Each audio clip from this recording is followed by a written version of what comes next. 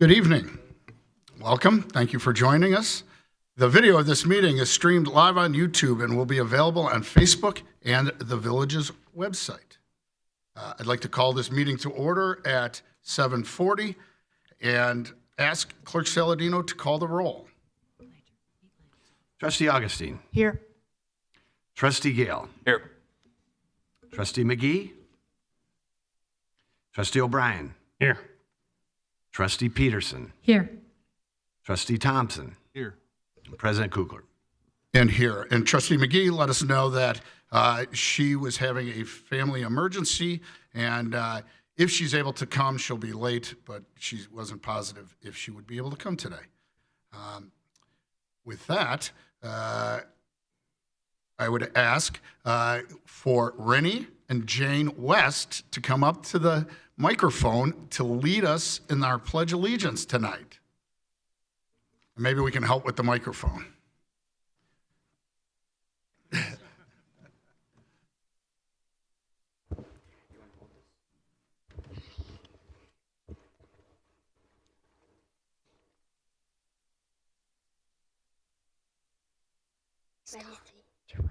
I pledge allegiance to the flag of the United States of America and to the republic for which it stands, one nation, under God, indivisible, with liberty and justice for all. Terrific, girls. Stay there. Stay there, girls. That was one of the best renditions of our pledge, so we have to hear a little bit about you. I know that you're students at St. Francis and that Rennie's going to be in 4th grade and Jane's going to be in 1st, but why don't you tell us, because you did such a good job, who your teachers were last year? Mine was Miss Pearson. Okay. And mine was Mrs. Cash. Well, they did a great job teaching you. You girls did a great job, and you'll be Facebook famous now for leading us in the Pledge of Allegiance, so thank you very much. You're welcome.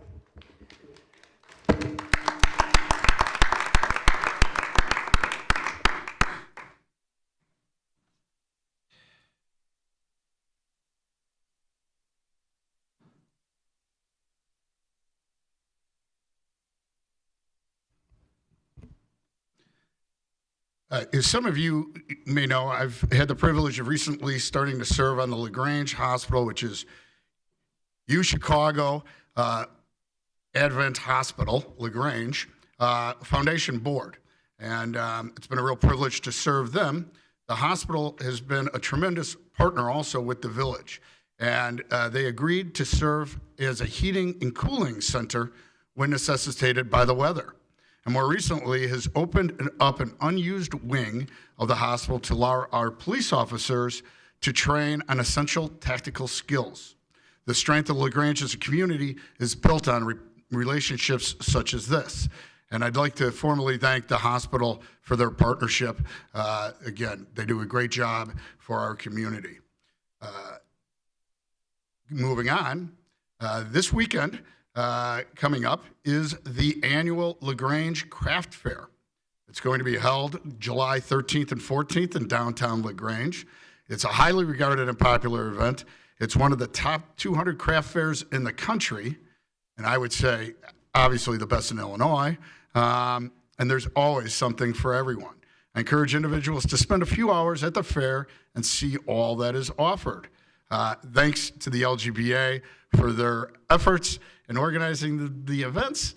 Kathy DeMonico would like to share a few words in more detail. That would be great.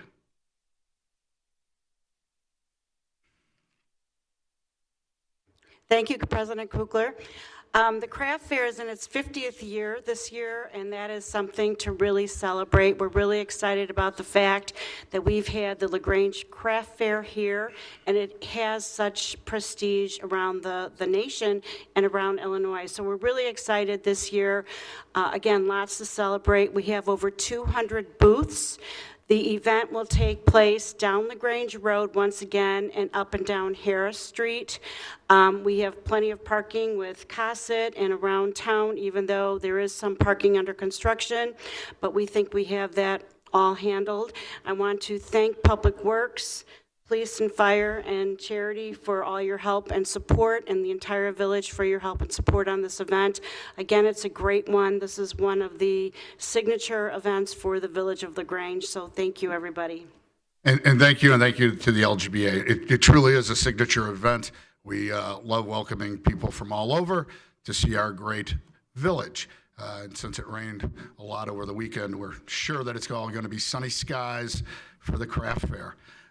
Speaking of partners, the 4th of July celebration, the Country Club puts on their fireworks show, and we are able to watch from various parks and the hospital grounds and other areas. Wyola Park has really become a destination. I want to thank Sergeant Coleman and Police Auxiliary Officer Fritsch for directing traffic.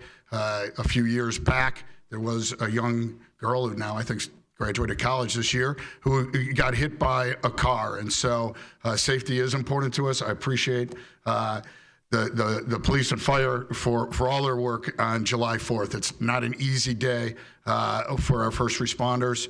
And again, always to Public Works for cleaning up after we have events or gatherings of people. So thank you for their efforts. Recently, we learned, again, following up on community engagement and partnerships, the American Legion has elected to make a generous $2,500 donation to the police department to fund the purchase of an e-bike. The department plans to purchase 2 e-bikes, and it was included in this year's budget. The donation will allow these funds to be directed to other important needs in the department. And I believe on August 21st, Chief Griffin is scheduled to go out to the Legion to accept this very generous donation, and we do appreciate it. Moving on to great partnerships. Today, we have Senator Mike Porfirio, our LaGrange resident, and Senator Porfirio, I don't know if you want to come up to the microphone or not, whatever works best for you, feel free. But Senator Mike Porfirio worked very closely with Senate Leader Lightford to secure money, funds, grant money for the LaGrange to be used for sewer projects. They both have worked tirelessly in representing LaGrange and have joined us tonight to share the good news regarding recent developments in Springfield. Specifically, Leader Lightford was able to secure a $500,000 grant, and Senator Porfirio was able to secure $1.5 million in granting to help us with assistance for village flood mitigation. So, Senator Porfirio, if you don't want to come up, you don't have to, or we can just give you a round of applause at your seat, whichever you prefer.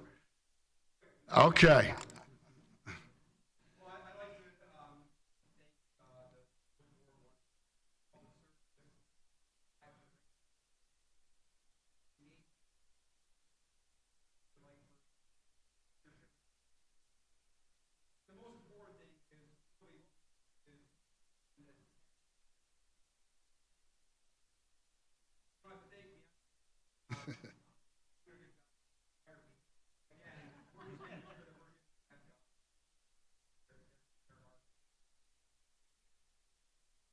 Thank you, Senator Porfirio.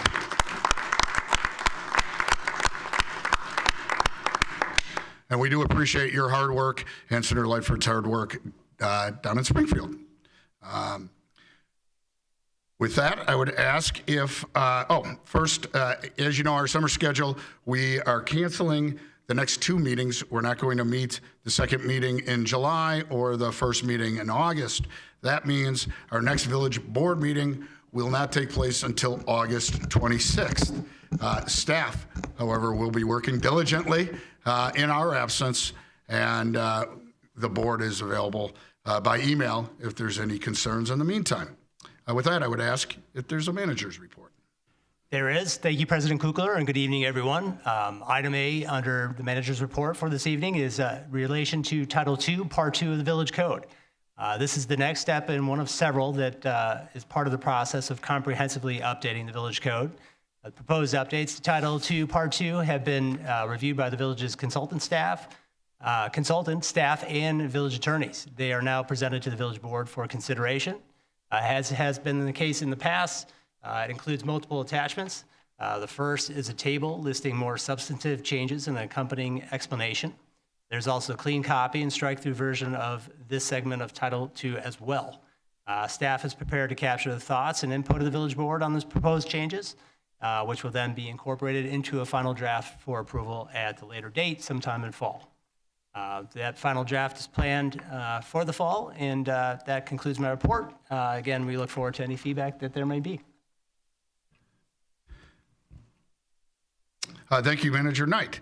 At this time, I'd like to ask if any members of the village board have any input regarding the proposed update to Title II, Part 2. Trustee Eising. Thank you, President Kugler.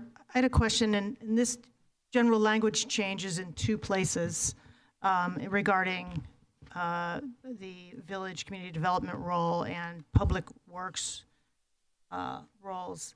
And so I'm just going to read this through the strike through. Well, Which page are you on? I'm on page 41, sorry. So regarding director establishment, appointment, powers and duties, section 2-4 at the bottom. Basically, we've changed the language that allows the board and the village president and trustees to fire these two positions, and we've made it so that the village manager solely has that ability. So the new language says the village establishes the position of director of community development and administrative office of the village, who also serves as the building commissioner for the village. The director of community development is appointed and may be removed at any time by the village manager. The previous language that is struck through says the building commissioner, or this role generally, it's being rewritten a little bit, but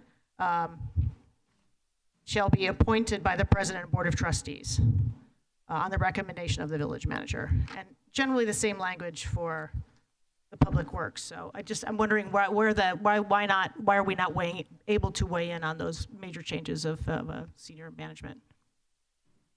And I'd either leave that to Jack or Ben, whichever group that goes under. Yeah, so certainly we want the board to weigh in, and this is your code. You are the legislators. You get to make the code. The change and the reason for this is looking at best practices, looking at what's typical in our form of government. And usually department heads, with the exception of a police chief, are generally done by the village manager. That is more typical because the village manager is the one overseeing the staff, and then the village board oversees the village manager. So if, for example, the village board is not content with the way that the staff is being managed, there's certainly recourse with the village manager. There's certainly budgetary options and so forth, and usually feedback. But if you don't want to change, that is up to this body on what it thinks is best for the village. Trustee Augustine, does that answer your question, or do you have other follow-up on that? Yeah, it answers my question. I'm just wondering, after 100 and some years, we're changing it. What is the new material basis for the best practices here? I don't think we've had too many issues where any of us have needed to be involved here, but I guess I don't like taking power away from the board. Oh, okay. So I think the last part was more the statement, which is fine. And I guess, do any other trustees want to weigh in on Trustee Augustine's concerns? And again, just to summarize, the language changes it from the president and the board's decision to making it the village manager's decision.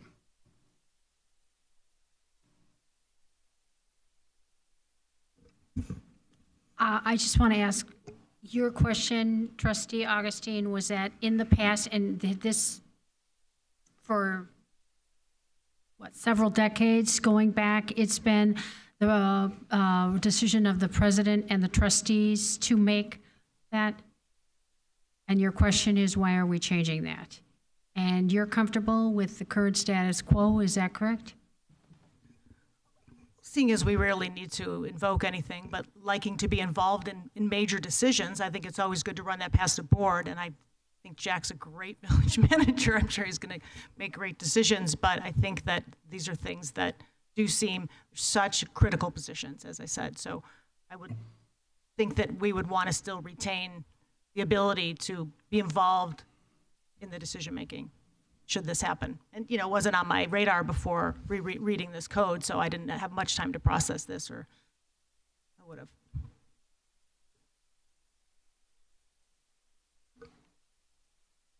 have. Trustee Gale.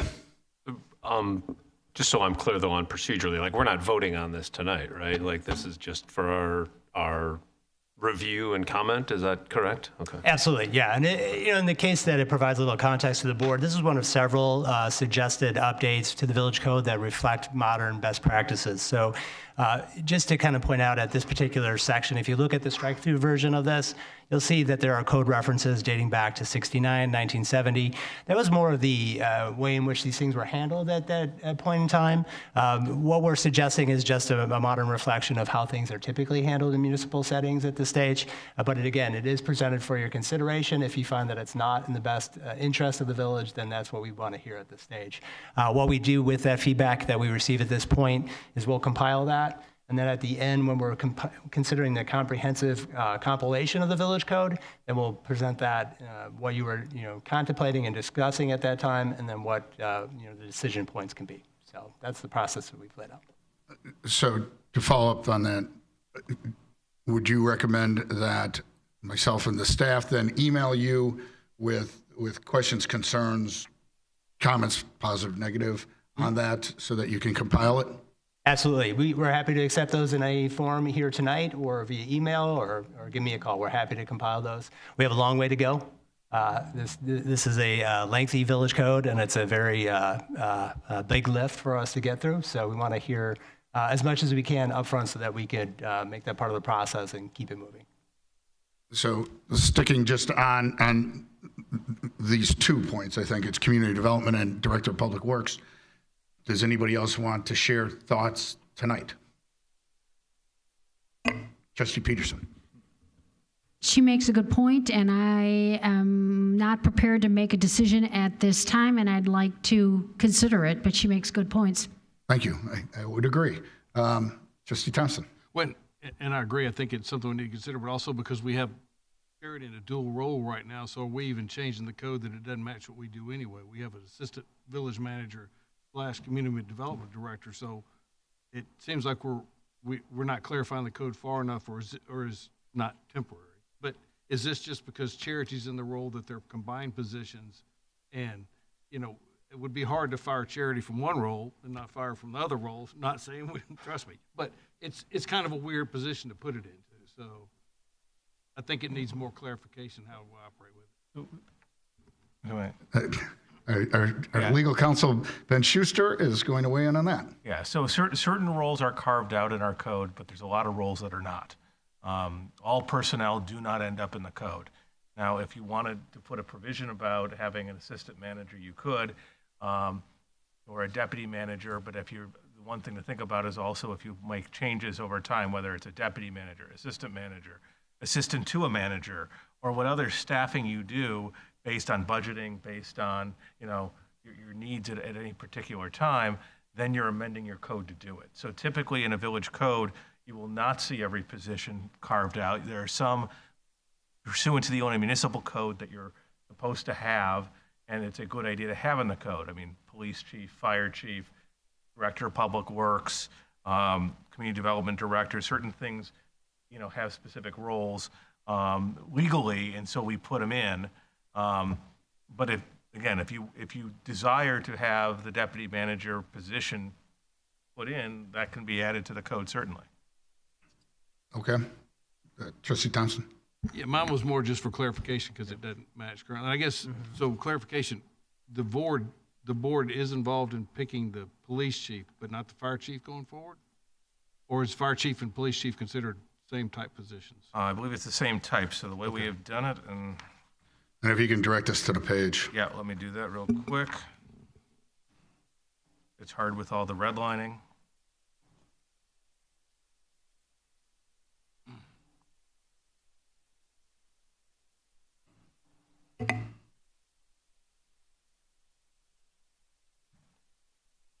Well, I can tell you the It's fire village chief is at manager. 47. Yeah, section 2-4-65, the fire chief shall be appointed by the village manager, and the fire chief's appointment shall be made upon no other basis than merit and fitness and so forth. So it's the village manager.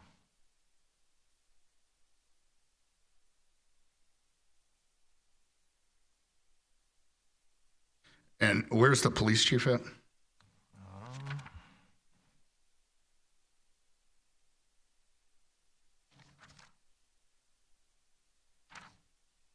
It might be around 51. Yep, it is. 53? Page 53?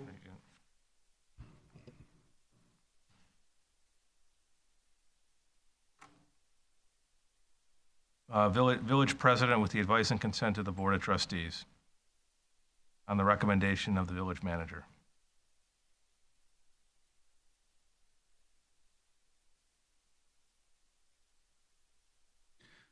And so I think for the direction of the board, the issue would be on all of these, if we would mimic the language for police chief for the department heads, or which department heads, and or go with the village manager. Was community development director always under I shouldn't say always, historically under the village manager's selection, or was that also? That was done by the village board. So all department heads, basically. Mm-hmm. Yep. So that's what the board needs to consider is, do you want for each department head, where do you feel most comfortable, either using the revised language as proposed or language similar to what was in existence and what's currently in existence or being proposed for police chief? It sounds like a couple of trustees may have some comments. Not sure if you want to share those. I mean, I'm happy to. I mean, I haven't given it, that's why I asked the question about, what's the process? Because I haven't given it a whole lot. I did notice the change. I just hadn't given it a whole lot of thought. But, I'd be leaning towards like kind of keeping it the way we've had it, be the manager's recommendation and with our approval for police chief, fire chief, public works, community development, and finance director as well. I think that's been the fifth one. I don't think I'm missing anybody. Let's see. 1, 2, 3, 4. Yeah, I got them all. So they're all here. So, I mean, yeah. All right. That seems like what I would be thinking. Okay. Concur. That's quite brief. Okay, thank you. And again, I think that gives good direction to staff. And if anybody feels or wants to follow up more, I know that staff will be more than willing to discuss. So I guess turning it to Ben and Attorney Schuster and Village Manager Knight, do you need any more direction tonight? We don't. If there are, as you had indicated earlier, if there's any other thoughts, considerations, email or call, we're happy to compile those and get back to the board on them. Thank you for your input. Okay. Any more input regarding proposed update to Title II, Part 2?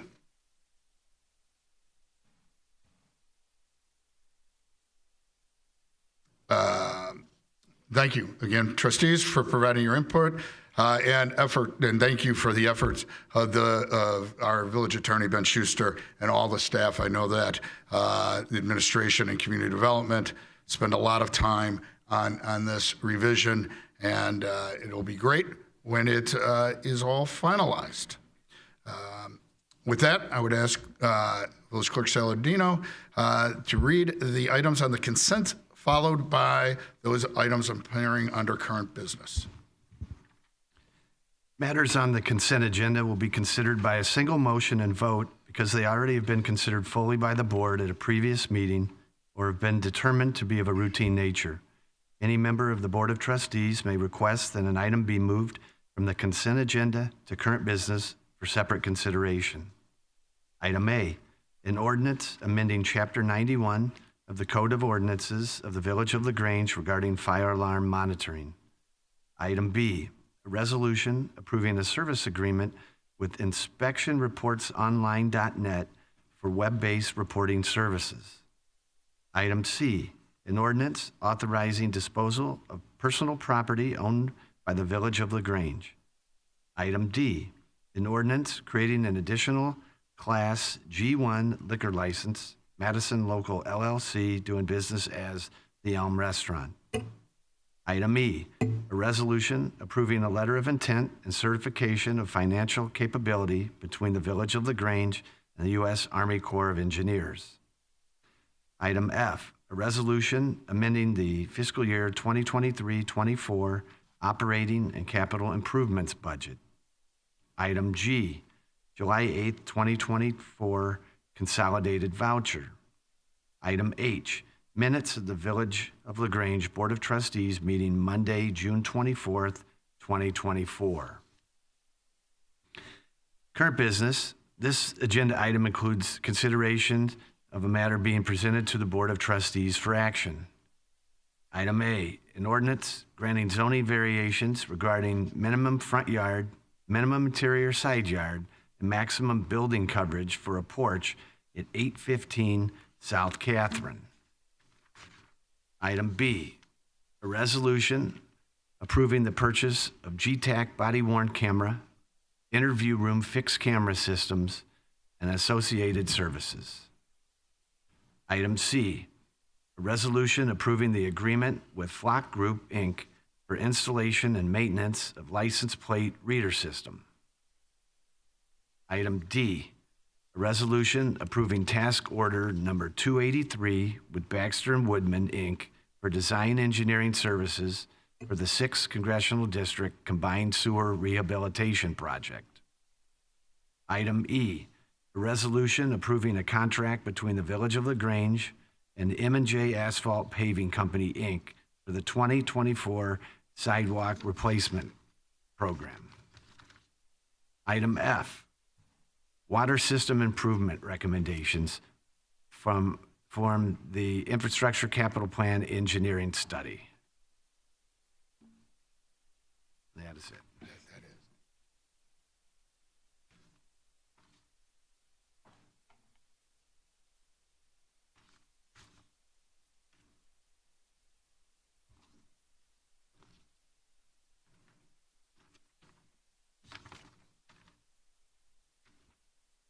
Thank you, Clerk Saladino.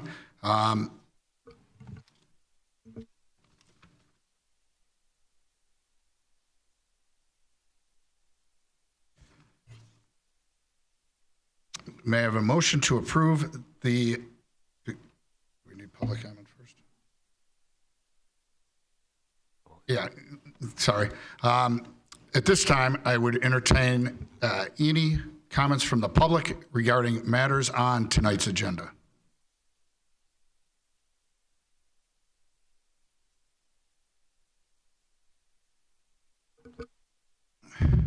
My name is John Pluto. I'm at 718 East Avenue. And there's a few things that are on the agenda that I'd like to discuss. We're kicking up the sewer project that is going to affect the South Basin and North Basin, and we're getting funding, and we're going to have Baxter and Woodman draw another plan up. This is third plan. Are we going to have some transparency and some village input into what's going to happen with this project? Well, we're probably not going to engage in a whole lot of question and answering, but I can answer. I can answer that we're always transparent. Are we going to put storage tanks at Sedgwick Park to solve our flooding problems? At this time, we're not intending to put underground storage at Sedgwick, but it is a plan. It's a possibility. An option. It's an Okay. option. Good work. Okay, because the problems that we have are from poor engineering from 60, 70, 80 years ago. And now we're going to create some other problems for people that maybe be in that southeast quadrant where I happen to live. And I don't think putting storage facilities underneath soccer fields or parking lots is a good idea, because they never get maintained, they never get cleaned, they breed pathogens. It's not good for our environment, and it's right in my backyard. You wouldn't want it in your backyard. We have to figure some other plan out how to get rid of this water.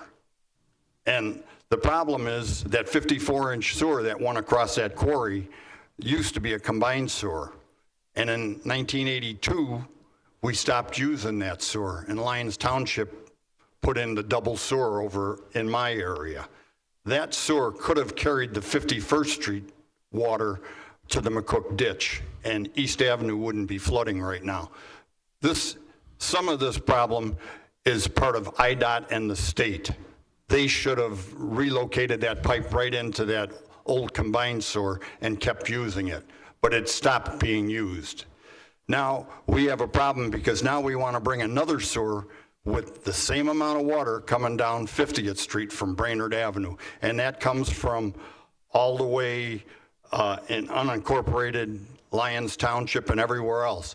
So if you want to bring all of this water, you better have a place to put it before you put it in my backyard. You know, and we're not talking about anything. Everything is such hush-hush. There's no transparency here. You got to put this out for people to come to meetings and see what they think it's going to work. The other item is this water system improvement recommendations, okay? We're supposed to be doing some observations on that water tank at East Avenue in Plainfield, and I haven't heard anything on that. That's our main water supply. There were major cracks that were in that last July, and we washed the tank off. What are we doing with this? If we lose this water reservoir, we lose our whole system. That's where our water comes from. I think that should be a priority. I've driven past the same tanks that are out in Naperville. They have special coatings on them. They're much neater and cleaner looking. We can't neglect this facility. It's very important to our infrastructure. And I'd like to hear something on that. Okay. And that's all I got for you today. Well, thank you. Just so the people at home can hear your name. Oh, my name is John Pluto.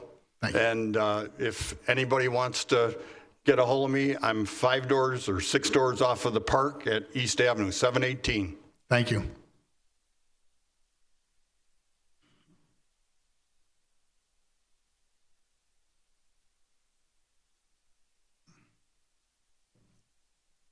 Seeing no other public comments, may I have a motion to approve the consent agenda and a second? Motion to approve. Thank you, Trustee Thompson. Second? Thank you, Trustee Gale. Any discussion on the consent agenda?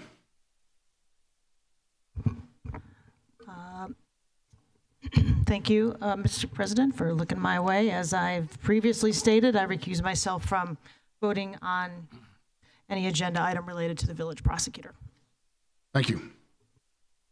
And I just want to say for the people at home, item D is an ordinance creating an additional liquor license for Madison Local doing business as the Elm.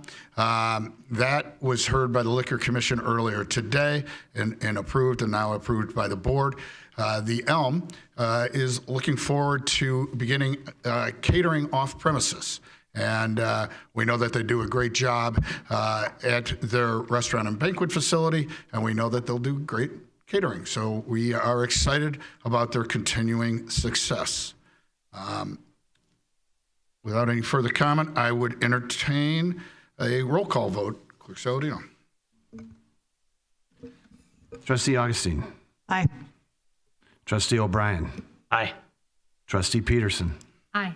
Trustee Gale. Aye. Trustee Thompson. Aye. And that passes unanimously. Moving right on to current business. 6A is an ordinance granting zoning variations, and I would refer that to Trustee Thompson. Thank you, President Kugler. Ordinance granting zoning variations for 815 South Catherine. Jack Neal, the applicant, has applied for variations from the zoning code for the construction of a front porch at 815 South Catherine Avenue. The proposed front porch would encroach into the required front and side yards of the subject property. It would also cause the subject property to exceed the maximum building coverage. Zoning Code Section 14-303E1 authorized variations allows the reduction of any required setback yard or building space. The request variation falls within the authorized limits of the zoning code. On June 20th, 24, the Zoning Board of Appeals held a public hearing about the application. The application presented his request and how he felt they addressed the standards for the variation. No members of the public attended. The ZBA found that the requested relief from the front yard and building coverage requirements eligible for approval through the administrative adjustment process, and the requested relief from the interior side yard requirement is nominal, about 2.5 feet, but is not eligible for relief through the administrative justice process. Requested relief from the minimum side yard allows the porch vertical elements to align with the elements of the existing building's facade that have remained unchanged since its construction in 1941. While no homes facing the 800 block of South Catherine Avenue have a front porch the full length of their facade, more than half the homes of the block have smaller porches or other covered entry features. The ZBA noted that the block is comprised of a variety of architectural styles with no one style predominant. Therefore, the ZBA found the proposed project would not negatively impact the status of character. After hearing was closed, the ZBA voted 6-1 to recommend the approval. The staff and the village attorney have prepared the attached proposed ordinance granting for the variation. And after riding by before this meeting and viewing the home, I think a porch, I can't wait to see the house when it's finished. It's going to be a beautiful addition. I think really that block is made up of a lot of tear downs and rebuilds homes. I think it'll really modernize this house. So I make a motion that we approve this and let the homeowner proceed. Thank you, Trustee Thompson. And a second? Oh, second. Thank you, Trustee Gale. Any further discussion on this? Seeing none, I would ask for a roll call vote. Trustee Peterson. Aye. Trustee O'Brien. Aye. Trustee Augustine. Aye. Trustee Gale. Aye. Trustee Thompson. Aye. And that passes unanimously. Congratulations to the homeowners. Under B, we have a resolution approving the purchase of GTAC body-worn camera. And I would send that to Trustee O'Brien. Thank you, President Kukler. Excuse me. In pursuant to State of Illinois Police Reform legislative mandates, the Law Enforcement Body-Worn Camera Act 50 ILCS 706/10 and the Safety Act, the Police Department is required to implement a body-worn camera program by January 1st, 2025.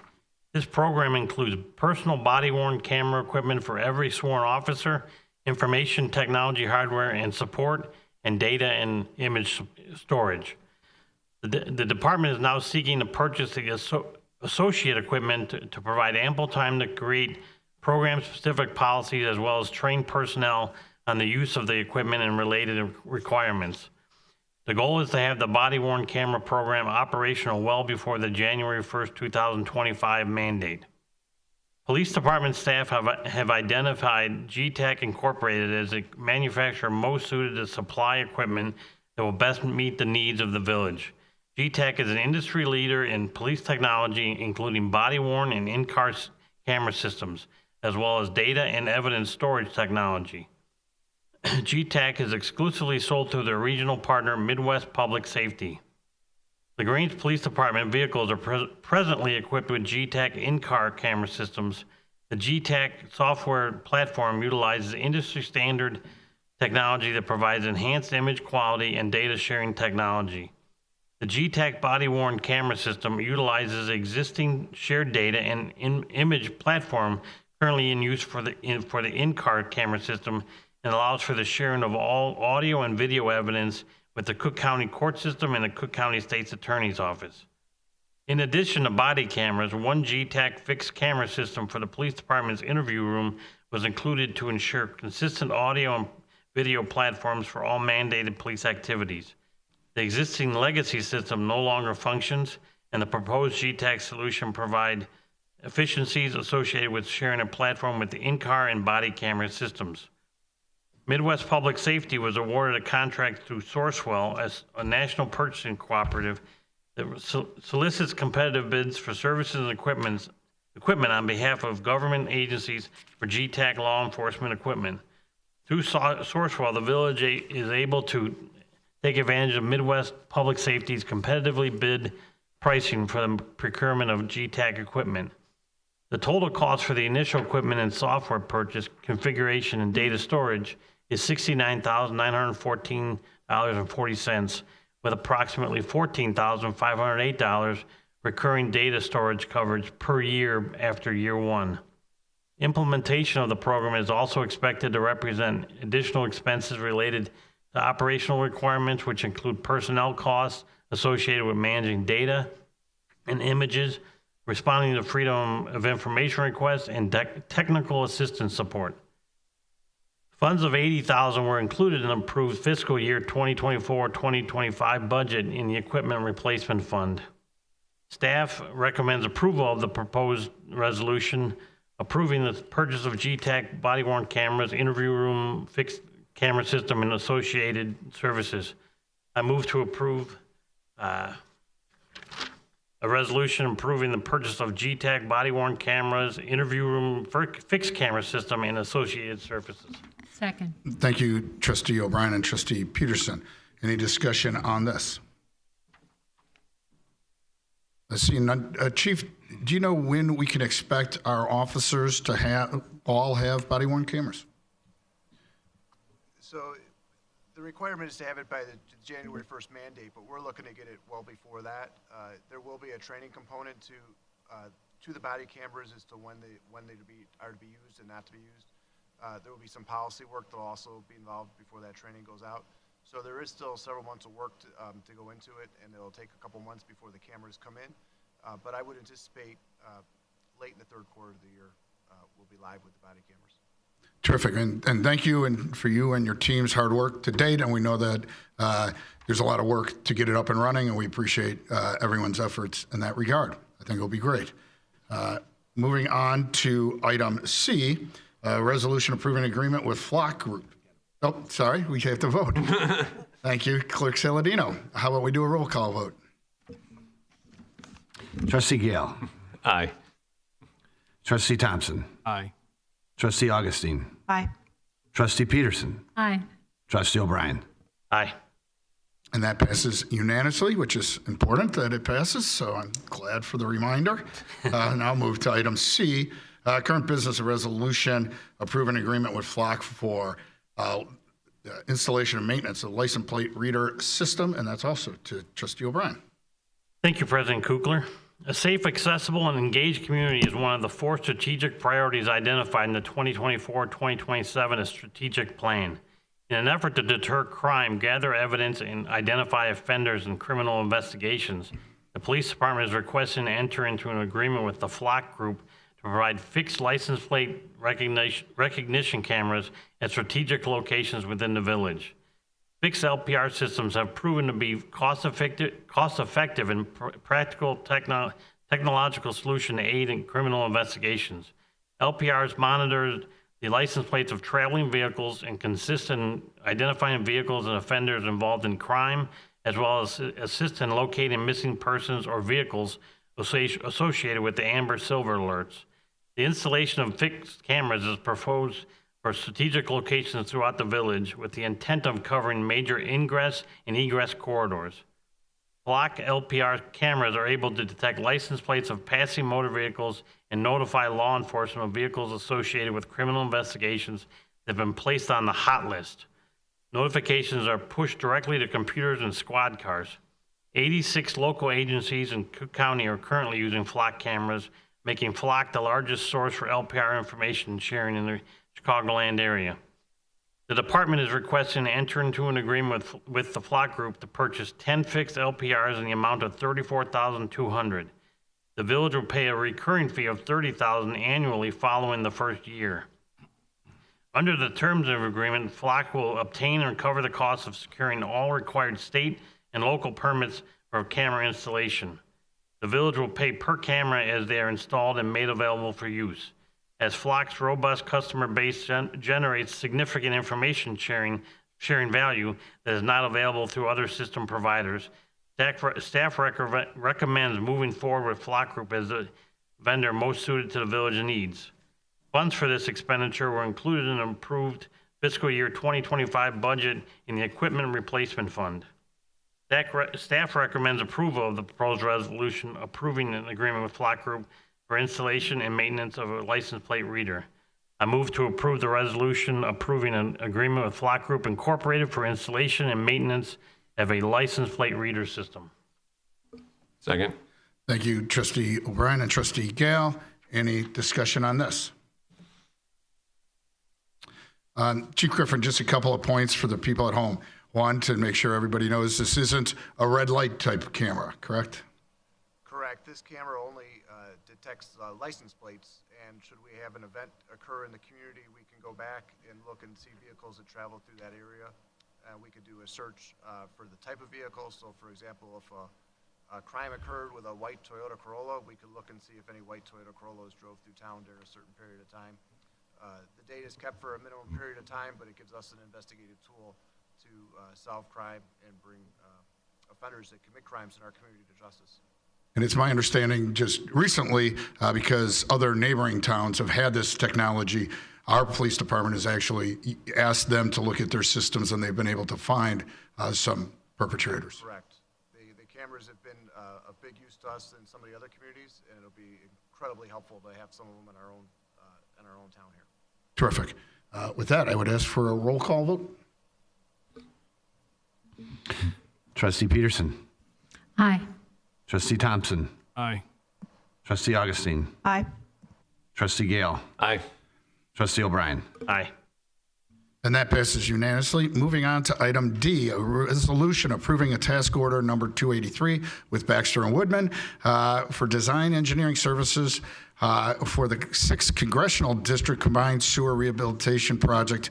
Again, that was for money that we received from our congressman in Washington, D.C. So with that, I would ask Trustee Augustine to present. Thank you, Mr. President. Yes, as you said, it's a task order number 283 with Baxter and Woodman. It consists of design and engineering services for combined sewer rehabilitation using funds awarded to us in the village here through the U.S.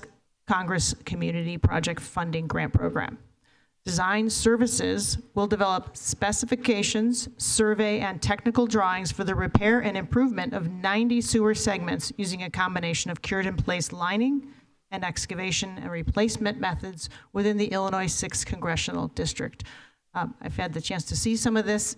It's really fascinating. It's an amazing technology that goes into these pipes and extends the life of these and the efficiency of these very important sewers that we tend to have issues with. So this doesn't seem, may not seem to many as exciting, but it really is to me, and I'm thrilled that we have this. It's really helpful to us as a village. The village was awarded, as we've said, $2 million in community project funding for use in the Illinois 6th Congressional District, and that's where we are. The funds were allocated to the U.S. Army Corps of Engineers, which administer the related work and expenditure of these funds. As part of the program, the village is required to provide detailed engineering plans for the repair items to the USACE this fall. The U.S. Army Corps of Engineers then develops overall project technical documents into a bid package according to their requirements, awards, administers, and oversees the construction of this project. The forecasted construction start is fall of 2025. Funds for this, $95,103.58. This expenditure for us exists in the sewer lining budget, approved for our fiscal year 2024 budget. So the staff and myself certainly recommend the approval and the proposal of the proposed resolution approving this task order, number 2A3 with Baxter and Woodman, for design and engineering services for the combined sewer rehabilitation project. And I motion to approve this resolution. Thank you, Trustee Augustine. And a second from Trustee Peterson. With that, any discussion? Seeing none, I just would like to again thank Congressman Chuy Garcia. $2 million is a substantial amount of money for the congressman to secure for a village our size. It was great efforts on his behalf, and we really do appreciate all the work he does. A couple of weeks ago, I was joined by Clerk Saladino at the opening of the Pillars Constant Morris House, and what a great job they did to shelter abused women and their families. Congressman Garcia worked very hard to get funding for that improvements. And I'd also like to recognize former State Representative Jim Durkin, who also worked, and it was really the beginning of the seed money that allowed Pillars to go out and get more money, both public and private, for just such an important need for our community. So with that, I would ask Clerk Saladino for a roll call vote. Trustee O'Brien. Aye. Trustee Thompson. Aye. Trustee Gale. Aye. Trustee Peterson. Aye. Trustee Augustine. Aye. And that passes unanimously.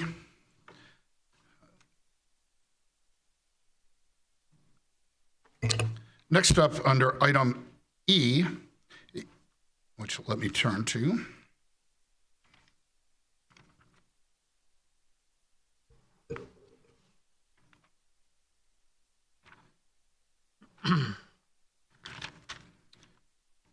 I'm going to read item E into the record. Item E is the resolution approving a contract with M&J Asphalt Paving Company for the 2024 sidewalk replacement program. The budget includes funding for sidewalk removal and replacement to correct defects throughout the village. At some time has elapsed since the program was last performed. An estimated 80 residents have opted for the 50-50 sidewalk replacement cost share program. In this program, residents ask the village to repair sidewalk scores adjacent to their property, and they offer to pay 50%, and the village pays the other 50%. This program also includes replacement of the apron in front of the fire department, which is replaced at the village's cost. Requests for proposals for this work were issued on May 21. The village received 6 bid responses, with one bidder withdrawing their bid proposal on July 1, 2024. The bid proposals were summarized in a table below. The low bid, or reasonable bid, was M&J Asphalt Paving Company. It's the lowest responsive and reasonable bid. Based upon the available budget, staff is recommending the award, the base contract with contingency quantity at an amount not to exceed $136,147.50. M&J Asphalt Paving Company has experience performing this type of municipal work. The village performed reference checks ahead of a recent construction project with M&J Asphalt and Paving Company and has direct observation of this firm's capability on similar paving contracts within the village of LaGrange in the past several years. The proposed budget is $51,147.50 over the budgeted amount. However, funds are available in the approved fiscal 24-25 budget for increased expense. So I would ask for a motion on this resolution. So I move for approval of the contract with M&J Asphalt Paving Company for the 2024 sidewalk replacement program. Thank you, Trustee Gale. Second? Second. Thank you, Trustee Thompson. I'd like to thank Trustee Gale for bringing to the attention to village staff that the bidder that withdrew had concerns. They had only been in business licensed with the state for 2 years, and our bidding required 10 years of experience. So thank you, Trustee Gale, for pointing that out and making sure that we award this contract to a responsive and responsible bidder. With that, I'd entertain any other questions, comments? Trustee Thompson. Yeah, thank you, President Kukler. So why does our bidding have a 10-year requirement? It's not an IDOT requirement. IDOT requires literally 1 year of experience. And by the low bid contractor withdrawing, it's cost us $68,000 in additional expense. I don't understand why we have such a high bidding requirement for a guy doing sidewalk replacement, and we lose out on a very competitive, almost within budget contractor. Well, I think we'll do that in 2 stages. Why don't we handle the first stage, which is why do we have a 10-year bidding requirement, Right. generally speaking, not specific to just this. And I would turn that over to Village Manager Knight to turn to whoever he believes is most appropriate. Sure, happy to. Generally, why this is in here is to make sure that you get a qualified contractor responding to the bids. This is not something that we've more recently reviewed, but we certainly can. You do want to make sure you're staying current with market, and if market conditions do dictate that we do adjust that, we'd be happy to consider that. But at this stage, as I understand it, this is historic bid documents that we've been using for quite some time.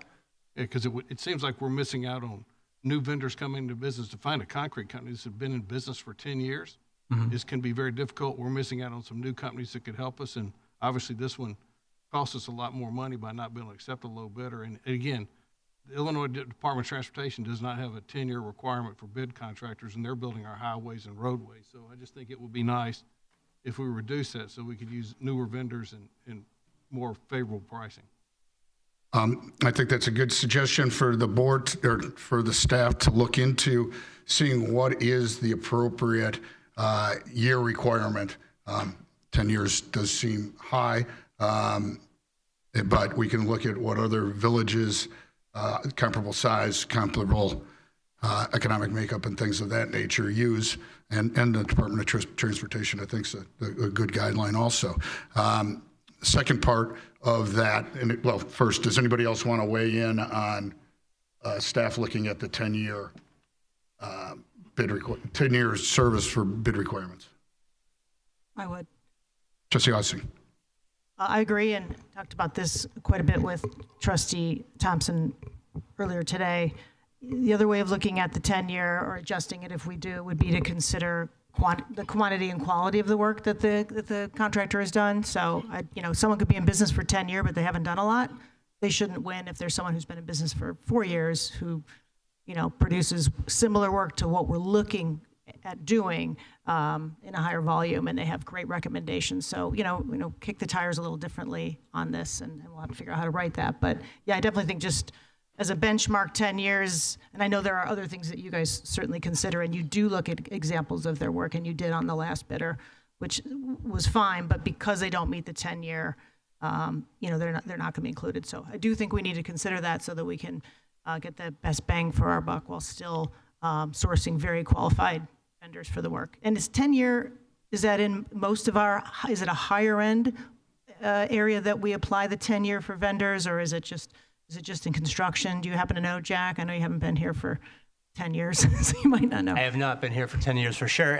We have not reviewed it to see if this is used ubiquitously throughout the RFPs. The RFPs generally vary in what we're seeking for services or commodities. Generally, what you're seeing here in this particular bidding instance is a commodity-based bid, right? So that would differ from an RFP for professional services. And then, I'm sorry, finish, Trustee Austin? Well, and that's pretty much it. And I know we might now not get nearly as much sidewalk done, but we are going to do the full police and fire apron, but maybe not as much of the sidewalk program because of the budget overage, going to cap this lower than where we were going to go.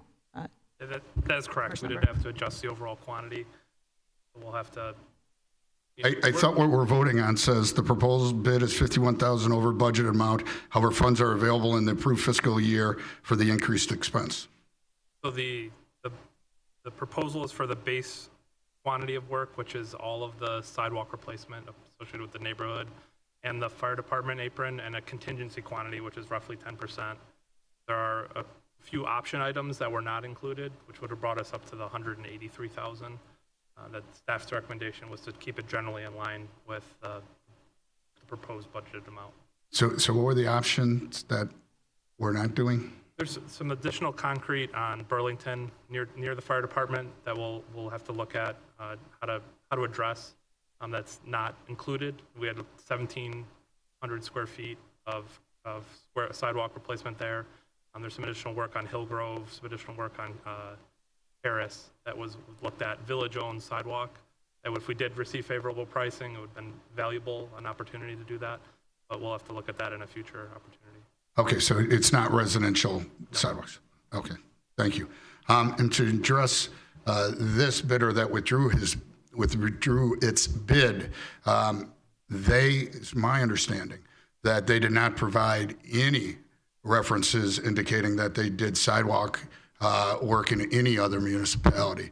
They did provide one reference, I believe it was the town of Downers Grove, for hauling work. Had nothing to do with concrete work at all. And you know, when you do a home repair, you can hire a handyman or you can hire a plumber. You can hire a handyman or you can hire an electrician. I'm a strong believer that we should be hiring professionals to do these jobs. And with the references that were initially provided, I don't think we would be comparing apples and apples. I think it would be comparing apples and oranges. Well, if I might add to that, I have the page from our last meeting, Mr. President, and it says that J&F Paving LLC is the lowest responsible bid at an amount not to exceed $125,002. Reference checks for J&F Paving were positive, with positive feedback provided for both past private and municipal climates. So that's what we were given as a board to be based on, to be judged on. So maybe in future meetings, we'll need more detail that could be provided, because otherwise we were going to vote on something that, you know, we now think we shouldn't have. So luckily we didn't. But right. I don't want to cut you off, but I agree with that, and that's why I wanted to recognize Trustee Gale for pointing that out so that staff could spend the time. And that's why I think it's so good that we didn't vote on it 2 weeks ago and allowed staff to do further investigation and allowed the bidder to withdraw its bid. That was substantially less than any of the other bids, and kind of an outlier. And to me, and I know to other trustees, raised some red flags. With that, I would ask for a roll call vote. Trustee Augustine. Aye. Trustee O'Brien. Aye. Trustee Peterson. Aye. Trustee Thompson. Aye. Trustee Gale. Aye. And that passes unanimously.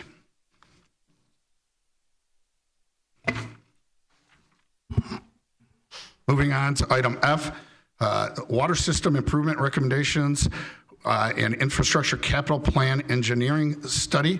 And I would invite Trustee Augustine to present this.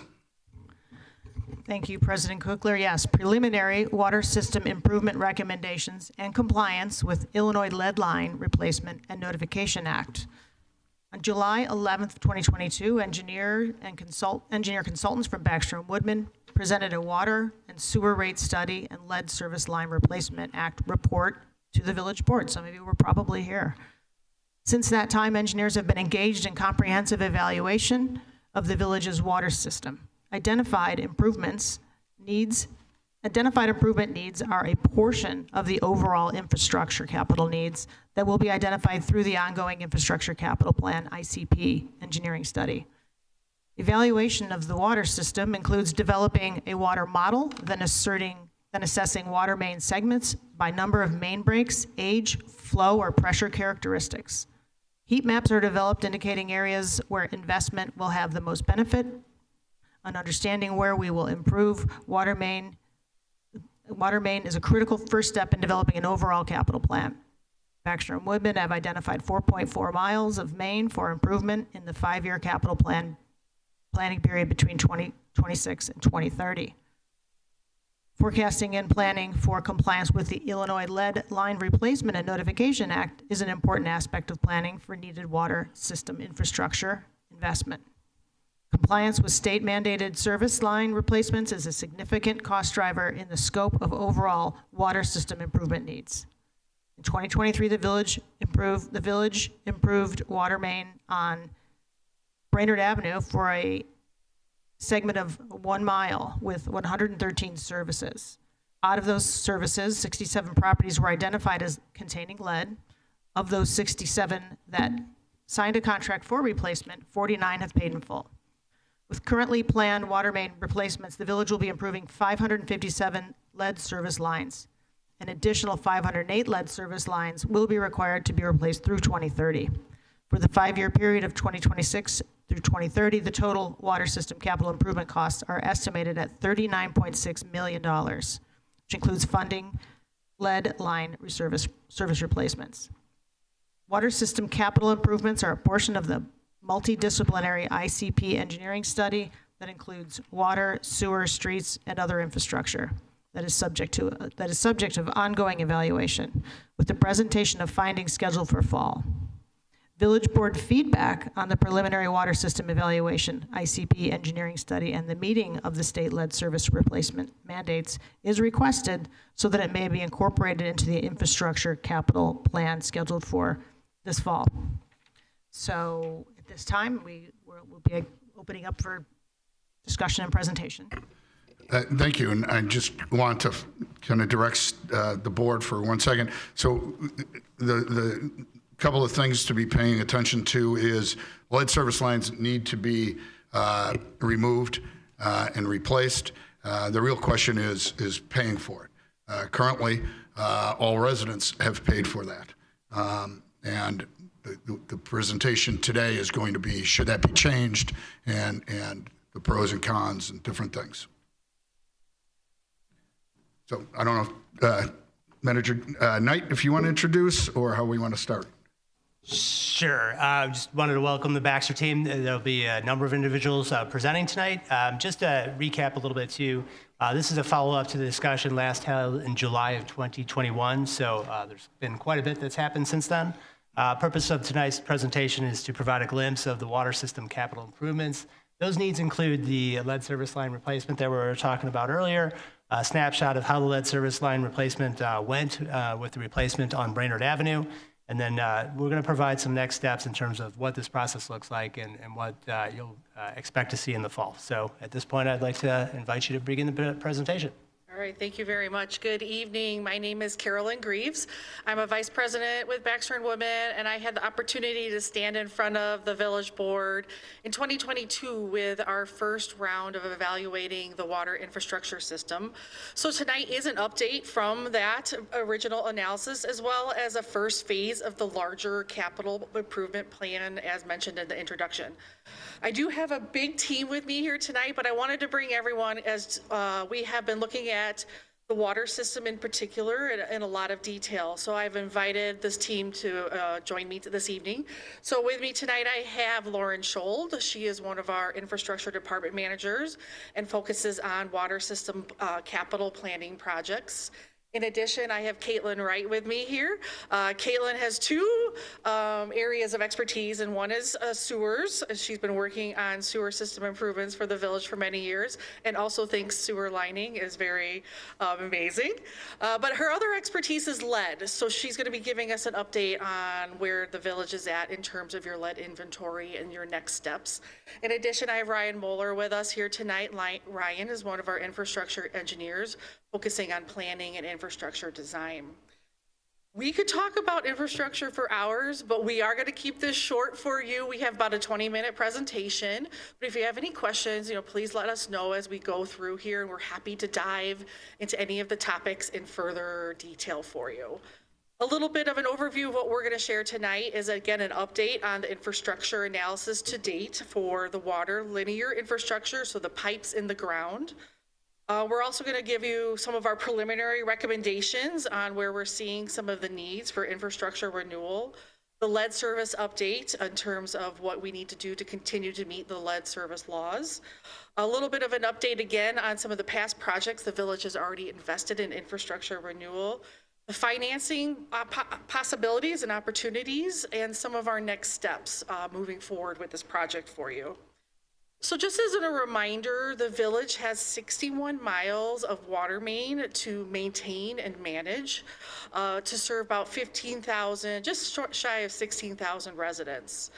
Another really key statistic that we're going to dive into more as we talk tonight is your number of water services. So you have 5,153 water services, with over 50% of those being estimated to be led right now through the inventory process. So we're going to talk a little bit about what that means and how that impacts capital costs as we move forward in this process. So with that, I'm actually going to invite Ryan up here to take us in a little bit of a deeper dive on the water system infrastructure analysis.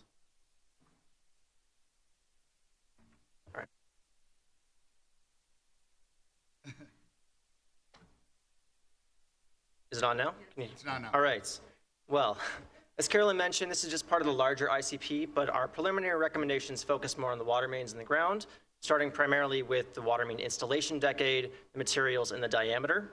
From there, we used the water main break history to kind of dive deeper into those trends to determine the useful life of the pipes in the ground to prioritize our recommendations. We're fortunate that the village staff has kept meticulous records on water main breaks. On the left, we have a table or a graph with roughly the last 20 years of water main breaks in the village. On average, we've seen a little bit over 25 breaks per year for the last 20 years. On a system this size, about 60 miles, we typically see around 15, or we'd estimate roughly 15 breaks per year based on an industry standard of 25 breaks per 100 miles per year. With that said, break history is just one piece, and we're primarily using it here to kind of dive deeper into those trends of material, decade, and diameter. For example, on the right, we have a graph showing the breaks per 1,000 miles based on different installation decades. We have varying amounts of, or lengths of pipe based on different installation decades, but we see disproportionate amounts of breaks, for example, on the 1940s pipe, and that can be due to a combination of factors like different materials used at that time, construction methods, and so on. Now, on the map on the right, we show the installation decades throughout the entire system. Might be a little difficult to see, but some of the darker reds and oranges are your older pipes, primarily downtown and central and along the train tracks. We also have a heat map showing all of those main breaks from the past slide. We see a couple of hot spots, particularly around some of those older pipes, and a lot of newer pipes in like the blues and greens that have fewer main breaks as expected.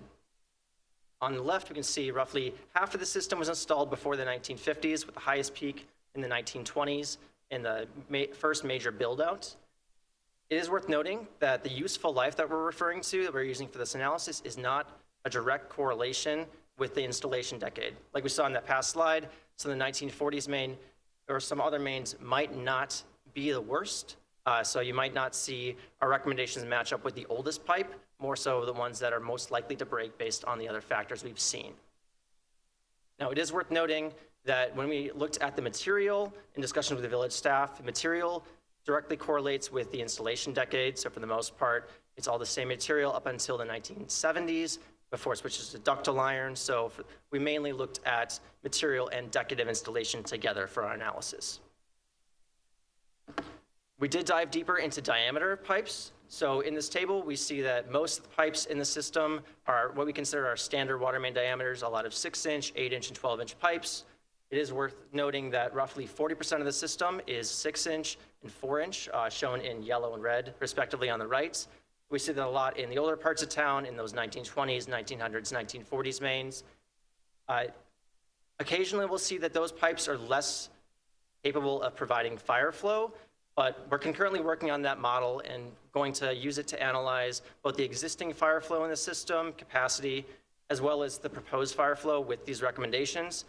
For the time being, until we finalize that model, just take it with a grain of salt, we're using a minimum diameter of 8-inch for all of our cost estimates and all of our sizing for these recommendations to make sure that there's adequate capacity for these recommendations, which we'll then confirm once we have the model built. Now, for our preliminary recommendations, working with the village staff, we really prioritize their feedback. They're the ones that are addressing these breaks, seeing the changes that have occurred as operation changes have occurred. We have a staggered approach over the next 5 years, roughly 1.5 miles of water main replacement every other year starting in 2026. You can see the exhibit on the right. We have that shown in red and then pink and green for 2028 and 2030. In addition, we have a little over 6 miles of long-term recommendations.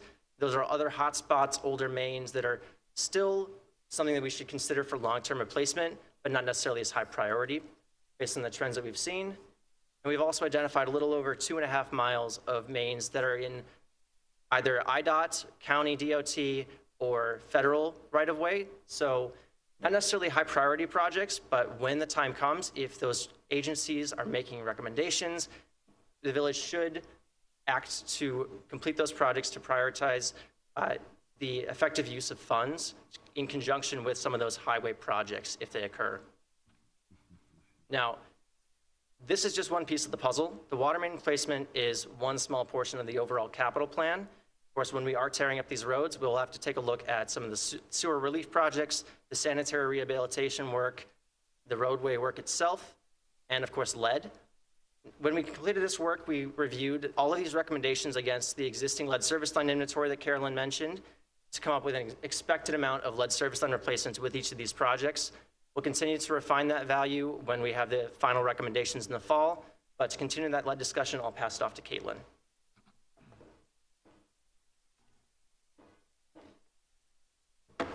Good evening.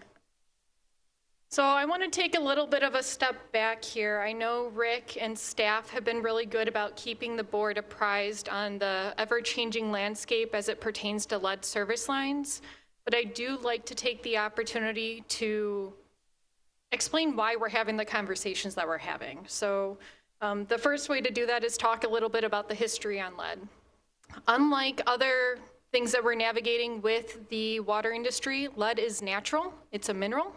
And it was widely used in our distribution system in the late 19th and early 20th century, whether that was lead pipes, alloy, solder, etc. Now, starting around the 1920s is when the health industry began to recognize that exposure to lead was not ideal for us. Fast forward to present day, and the CDC has said that there is no safe exposure to lead, and our youth are the most susceptible to the risks associated to lead exposure. Congress amended the Safe Drinking Water Act in 1986 to prohibit the use of lead. So any houses built presently today, you're not going to find lead inside those homes. You're not going to find that in a service line. But anything built before 1986, there's the possibility that lead exists. In 1991, the lead and copper rule was first published. This is when the industry as a whole started to take a look at lead in drinking water. This is when we were testing for it. So for the past 3 decades, we've been looking at lead in water. This is not new to the industry. However, in 14 and 15, the Flint water crisis did occur. I'm not going to say that Flint is the sole reason that I am standing here this evening talking about lead, but it was absolutely one of the first times that your consumers, your residents, were associating water with lead. And since then, regulations have shifted and changed to address those concerns.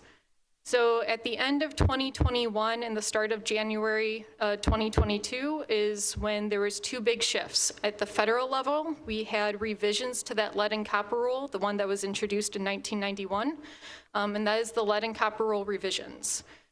Illinois also introduced the Illinois Lead Service Line Replacement and Notification Act. Both of these regulations today are what we are operating under, and I'll touch on that in more detail here shortly.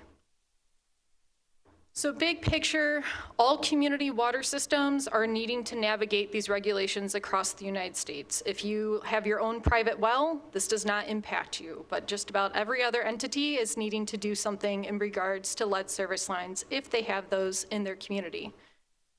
When we're talking about a water service line, we are talking about the piping that connects your water main, typically located in the street as well as the parkway, to the property itself. So we're not talking about internal plumbing. We're talking about that pipe that transcends between the water main into the house. And when we're talking about lead service lines, we're talking about any portion of that water service line being constructed of lead. So that could be 5 feet, that could be 10 feet, that could be the entire service line. But if some portion of that pipe is made of lead, the entire service line is deemed a lead service line in the eyes of the state and federal government. Can I ask a question on that one? Is that from the, so that service line from the, where there's part that the city owns and part that the citizens own, correct? It could be lead? So in the village of Grange, by ordinance, technically the entire service line is deemed private. So from the water main into the house, that is technically owned and maintained by the property owner. I will say that both state and federal regulations, and I'll touch on this here in a little bit, designate a public and private side when we're looking at material inventories and looking at designating the material of that service line, and that's typically split based off of the water main to the exterior shutoff valve, which would be the B box, normally what's in right of way, and then from that B box into the home is deemed private in the eyes of these regulations. But by ordinance in the village, it is entirely owned and maintained by the property owner. So one last question on that. We have this really cool, and I think it's really neat, this survey that shows whether your house is lead service or not lead service. If it shows that you don't have lead service, that's from the water main all the way through. Yes, that survey shows on the interactive map that Trustee Thompson's talking about, which would encourage everyone to go check if it's on the village website.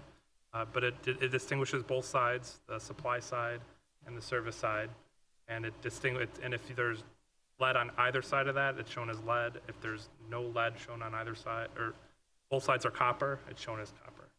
Okay, thank you very much. Wonderful, thank you.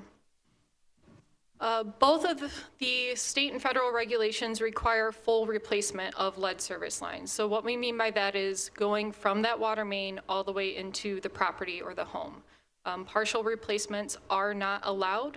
The state wants to see that that entire service line is replaced, and it looks to each community to facilitate that full replacement. So I've touched on the fact that there's a federal component, which is mandated by US EPA, and that is the lead and copper rule revisions. I will say that this is subject to change. There is currently a proposed law, the lead and copper rule improvements, that we are anticipating to be finalized in the coming months. So federally, there are changes that we are expecting that will potentially impact what we're planning today. There's also the IEPA, Illinois Environmental Protection Agency's Illinois Lead Service Line Replacement and Notification Act. And then also in the state of Illinois, water service lines are deemed plumbing and therefore fall underneath the jurisdiction of Illinois Department of Public Health's plumbing code. So we're navigating 3 different agencies at any given point in time with these regulations. And I'm gonna say that there's 3 main components with these regulations. There's other pieces associated with the work that your staff is doing. But the big pieces here that we're going to touch on this evening include the water service line material inventory, which, as noted, identifies each service line in town and the material it's made up of, deciphered based off the public side and that private side. And the village does have a very comprehensive map. Rick and his team have worked very diligently on, and you can access that on the village's website. That inventory was first due to the state April of last year as a draft. An updated version of that has been submitted to the state this past April as well. The inventory is considered an asset that the village will need to maintain moving forward, so updates will continually be given to the state as we go through this process. That leads into the lead service line replacement plan. So this plan is required for all communities that have identified lead, and ultimately it is going to develop a detailed schedule for when replacements are occurring, which homes are getting replaced and when, how that cost is going to impact the community, and how that's going to be funded, and ultimately methods to execute replacement. The first draft of that plan was due this past April, so the village has submitted that. There are subsequent drafts submitted in future years. So in 25 and 26, the village will need to submit to the state again. And then in 27, that plan will be finalized and be acted upon, in which case the village will be required to replace lead service lines at a designated rate each year. So starting in 27 is when that required replacement begins. However, in the event that lead service lines are disturbed prior to 27, those lead service lines will be required to be replaced. We can't just patch those, we're going to have to replace them. So any projects, whether that's infrastructure planned projects or an emergency repair, we're planning for replacements on those lead lines. The village has been relatively proactive on lead service lines and been thinking with a lot of forethought. So back in 2022, there was a water and sewer rate study. We were looking and considering lead during that time period, as well as we've been actively working on the water service line material inventory. As noted, there is the inventory available online. In 2023, IEPA project plan was submitted. This basically put the village in line to receive state revolving fund through the Public Water Supply Loan Program. And the village has been allocated funds for the next 5 years for lead service line replacement through that project plan. The draft lead service line replacement plan was submitted in April, and it currently estimates roughly 3,600 lead service lines in town. That's about 69% of the service lines in town are deemed lead. That puts the village in a required rate of 6% per year over 15 years, starting in 2027, which is roughly 214 lead service lines needing to be replaced each year. I will say that the proposed federal law that I mentioned earlier currently has language in it that requires communities to replace all lead service lines in 10 years, so it could be more aggressive than what we're currently planning for. We are waiting to find out what the coming months bring. And then with the full lead service line replacements, the village has been doing this already on projects, the most recent one being the Brainerd Avenue Water Main Project. And as noted earlier this evening, that was a 1 mile long water main replacement project where 67 lead service lines were replaced.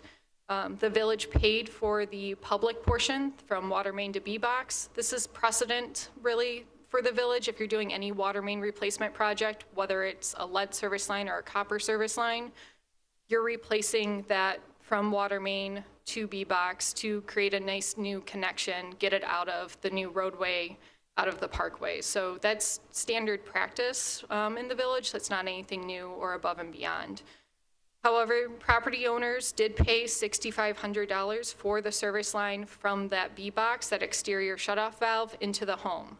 At this time, 49 of those have been paid in full, and then there are the remaining are either in some sort of payment plan or there's a back payment that's needed. So the village is actively working with these homeowners. I know Rick and his staff put in a lot of time to coordinate with homeowners in advance of the Brainerd Water Main project to get them to participate. There's a lot of meetings with those residents who are impacted in the morning, in the evenings, making sure they understood the process. And so there's been a lot of effort on public works staff to make that happen.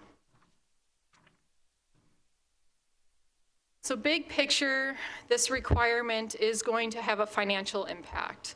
Right now, we are expecting lead service line replacements to cost $12,000 to $15,000 a piece.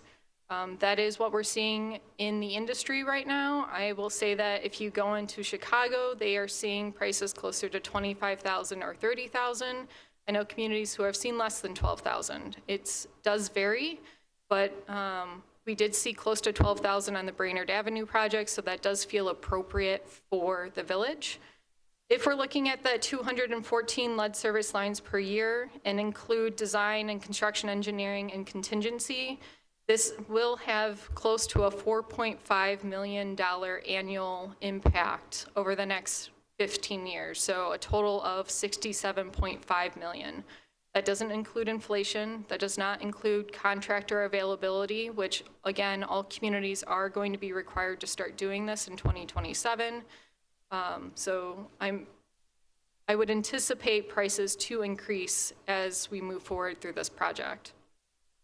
Additional cost drivers include just general infrastructure improvements. If there's a water main replacement project or water main needs, potholing is used to verify those service line materials in advance of construction.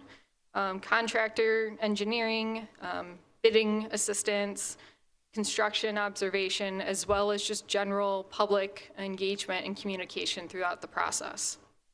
Overarchingly, the village obviously intends to maintain the requirements of the law, but there's also making sure that we are meeting the public health concerns. And ultimately, part of our planning process with the village staff is to make sure that we are doing this as efficiently as possible and coordinating with other improvements and needs in the village. So with that, I'm going to hand it back over to Lauren, who's to combine this in with the water improvement project. Good evening. So Ryan and Caitlin outlined some very important, very critical improvements needed for the water system and for lead service line replacements. And I will now be walking you through the process, the draft plan really, for tackling all of these improvements. We worked with village staff to develop a phased approach for handling these improvements to make it more manageable for staff and to minimize the impact on residents while still meeting all of the state and federal requirements for lead service line replacement. So design and construction, unfortunately, do not happen overnight. So this draft plan starts in 2025 and extends beyond 2030. So first, starting with 2025, shown in yellow at the top of this table, Caitlin mentioned before that the village has been allocated approximately $4 million from the IEPA State Revolving Fund Loan Program, and that money can be used to replace over 200 lead service lines in 2025. So that's before that 2027 requirement from the state and federal government, but it is $4 million that has been allocated to the village. So in order to use that funding, that project would need to be contingently awarded next spring, and then construction could start next summer. So then, and just to clarify, that's a loan, right? Yes, that is a loan. And I'll get into the finer details of the loan on the next slide. Okay. So then starting the next 5 years of this program, working with village staff, we determined that alternating water main improvements every other year would keep construction at a manageable level. So starting in 2026 is when those water main improvement projects would start. So we average about 1.5 miles in that 5-year program. And then you can see on this table, we also summarized the number of lead services that would be replaced as part of those water main projects. So Ryan mentioned this earlier, but a lot of the water main replacement projects are targeting the oldest parts of the system. So that is where we are finding high instances of lead. So for the near-term total, so 2025 lead service line replacement, plus the water main replacement, including lead replacement, for 2025 through 2030, that cost estimate totals just over $33 million.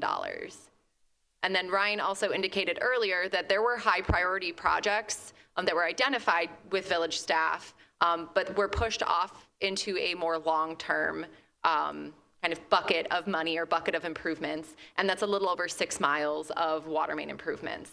And then there were also improvements associated with state and federal routes, also included kind of in this long-term table at the bottom of the slide here.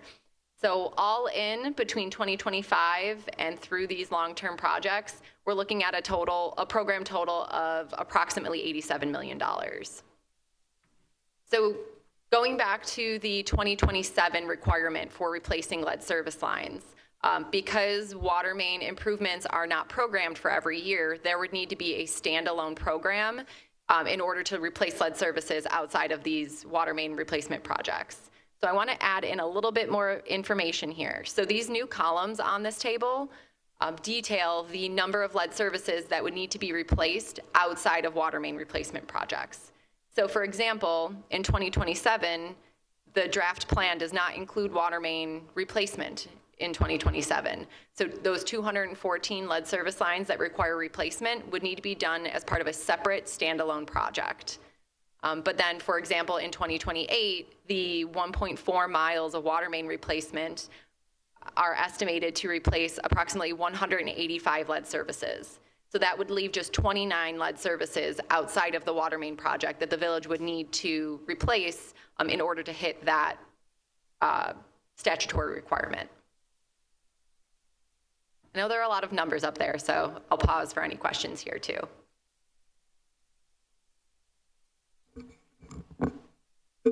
I actually did have one. So just so I'm clear, the water main replacements, right? Those are just your recommendations because we've got 100-year-old pipes in places, right? So they're not part of the lead service line. Correct. Requirement, okay. Right, yeah. So bringing these two plans together is a great way to maximize village funds by replacing lead, because you'd be replacing water services anyways as part of a water main replacement program.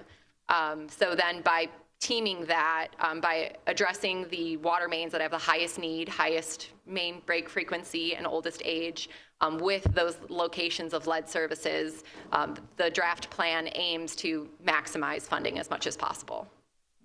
I do have one question too. I believe I heard 7 million was the cost of, can you repeat for me what that was? Was it 7 million? Did I miss? In 2025 for lead service line replacement, that's 4 million. Okay. Oh, 4 million. Okay. Thank you. Yes. Just one question. So there's no lead, because the Flint, Michigan issue made it very confusing because they switched their water source. It started to cause lead to leach out. The water mains are not a source of lead contamination. It's just the water service line. That's correct. Yes, just the water service. There's no lead in the water mains. And it was, and I'm sure, hopefully somebody, but on July 2nd at 4:30, Lauren Victory from CBS News did a report that 20 communities have been added to the high-risk factor status for the state of Illinois for blood tests for children going to school, and this LaGrange is one of them. So next year, obviously it was a quiet year because I haven't had a single parent reach out saying, what does this mean? My child's got to have a blood test because I live in a high-risk area. When those people go to school this year, they get their physicals, and we have a lot of parents reach out and go, do I live in a dangerous community? Do we live in a dangerous community? Are our children subject? Or there was one comment at the end of the report from the head of the Illinois Health Department said, if it was my way, I could add everybody to the list, but I can only do 20 communities a year, but we were picked. So are we super high risk, or is that just the health department? Because I know when parents find out about this question to one of our lead experts. So that's a great question. That study, or what's been added for Illinois Department of Public Health, is in relation to the Lead Poisoning Prevention Act, different act than what we are navigating for the water industry. That said, they are not looking at water service lines. They are looking at proximity to roads. They're looking at if there's been any sort of children that have had blood or lead in their blood, so that gets reported back to the state. They're looking at your population in terms of, the number or percentage underneath the federal financial, I'm like blanking on that, but thank you, yes, median household income. Thank you, Lauren. See, you can do this. So it's not pertaining to the lead service lines specifically. They're looking at entirely different pieces of data than what we're actually looking at. Now, so high risk is deemed differently for IDPH than what we would deem as high risk. When I talk about high risk for a water system, I'm looking at a physical structure with a lead service line. That's not how Illinois Department of Public Health is looking at that data. It doesn't necessarily help your question on if you're high risk. That would be something I would. Can I follow up? Do we know, is it the zip code 60525, or was it somehow LaGrange borders? Zip code. So they're that's the other thing to keep in mind. She did say LaGrange, but it's obviously our zip code covers more than just LaGrange. Yeah, there was 148 zip codes added total to the list of zip codes, and there was already like 600 and some on that list. So for reference, there's almost 1,600 zip codes in the state of Illinois, so we are about 50% of the state is deemed high risk. So we can say this, when people start to ask, this had nothing to do with our water. This is just something else the state's working on. It relates to water, but it relates to lead paint. It relates to, do you have cookingware in your household that has lead in it? It's looking at total lead exposure and not strictly water and lead, which is where we are focusing. Okay. Does that make sense? Yeah, that makes sense. That gives a lot more clarification than television does, you know? And I just wanted to jump in here. We should have planned this choreography a little better, but I just wanted to add, with regards to your water system, the village, as part of your typical operations, is required to do testing throughout the distribution system to see if you have any elevated levels at any of the homes. So if there were any issues, and there are not, that is something that would trigger follow-up kind of investigation, but that is not a concern right now for the village. Okay. And I will just add, just for factual information with regards to Flint, why Flint happened was they changed their water supply source, so it changed the water chemistry, and that reaction caused the lead to leach out of the service pipes. And that's, again, nothing that's happening here. And that was just the service line? Yes. There's no lead in your distribution system. Got it. All right, back to you. Thank you both. So I will wrap this up by touching briefly on some funding mechanisms that can be used to pay for these very important improvements. So we've discussed already at a few points that the village has applied for a state revolving fund loan. So typically those are low interest loans from the IEPA. The program that was approved is for a 5-year program for lead service line replacements. And that's estimated at $4 million annually just for lead service replacement, with a 0% interest rate and a 30-year loan term. So the draft intended use plan from the IEPA was released just a few weeks ago, where just over $4 million was allocated to the village. And it's not set in stone, but we do anticipate that these loan terms will hold throughout the duration of that 5-year program. So on top of that state revolving fund loan for lead service lines, the village will also consider other funding mechanisms to pay for these improvements, including bonds, additional grants, and rate increases. So, and that's all really part of the next steps of the infrastructure capital plan. And I'm going to hand it over to Carolyn again to talk us through those next steps. Thank you, Lauren. So this is our wrap-up slide here, and again, today was an introduction on where we're at with the infrastructure plan. Looking for any questions, comments, feedback, so we can take that back and work with the Public Works and Village Manager departments for the next steps. If I can jump in. Yes, please. So it's my understanding that there's requirements due to these loans that we've applied for, we've received the one. If you could go over that, because I think it's material, my understanding. Yes, so right now the village has completed what's called a project plan. So this project plan goes through and identifies what your needs are, and in that project plan you identified a 5-year plan of lead service line replacements for about $4 million a year of replacements. That has now been put on what's called the intended use plan, the draft intended use plan that Lauren mentioned. So this now is a list, as a public list of all of the potential funding throughout the state of Illinois through the IEPA, Illinois Environmental Protection Agency, State Revolving Loan Fund. So that's the bucket of money that gets used. That bucket of money gets fed federally. So when there was this need, they saw this need for lead services, the U.S. government put more money in that bucket to help support lead services. Unfortunately, that's not an endless bucket of money, so it's good to have your plan in. You're early in this process.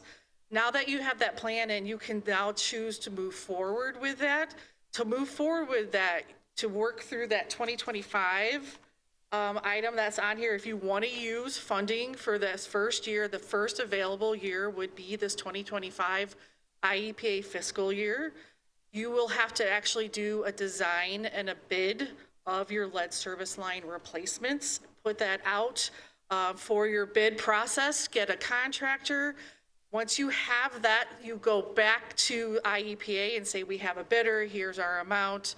They will then give you a formal loan offer, and you can choose to select that, say, yes, thank you, I will take that loan offer and move forward with the project. Right now, they've put you on the list for money. If you choose to defer this year, that's okay. That doesn't mean you're going to lose your future opportunities, but they'll put that first $4 million back in the overall bucket for other communities. But then when next year comes around again for the intended use plan, it usually comes out the end of June. we should see LaGrange move back on that list again. I know that on the Brainerd Avenue project, again, from the B-box to the house, the residents are required to pay that. How would that change if we elect for this loan program? Yeah, I think that's a conversation that the village board needs to have in terms of what your overall process is going to be. That was how the village approached the Brainerd Avenue project, but that may not be how you choose to use the loan money. You may choose to use the loan money to pay for the entire service replacement out of the loan funding that the village will have to pay back. You may choose to do the portion again. The loan, getting that loan money does not put that requirement in how you use it. Okay. Any good questions? Any other questions on those? I'll just wrap up with next step. I think we might have some other questions. I definitely had one, but Trustee Gale first. On the, so just thinking about this, so it's $4 million annually, right? And 0 interest, 30-year term.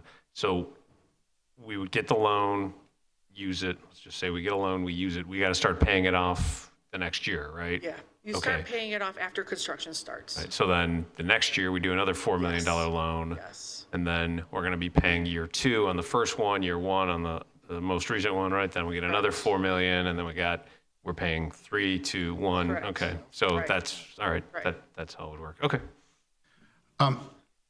I'd like to go back to the water main, the cost of the water mains that are on, starting in 2026, 28, and then 30.